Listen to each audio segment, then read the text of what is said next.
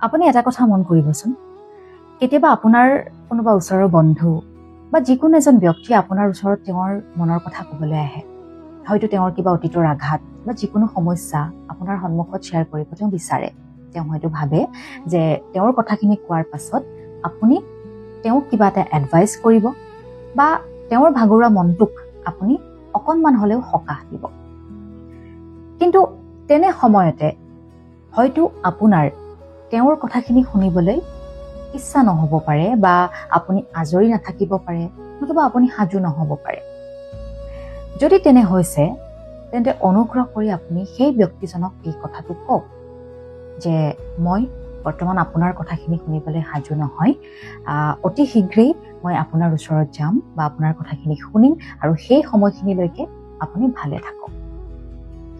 যদি আপুনি কেৱল শুনিব লাগে বাবেই তেওঁৰ কথাখিনি শুনি আছে তেনেহ'লে আপোনাৰ ভুল হ'ব।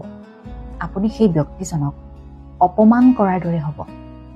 এটা বিৰক্তিকৰ চিন মুখত লৈ আপুনি তেওঁৰ কথাখিনি শুনাতকৈ আপুনি সেই সময়খিনিত যদি সাজু নহয় তেনেহ'লে তেওঁক কৈ দিয়ক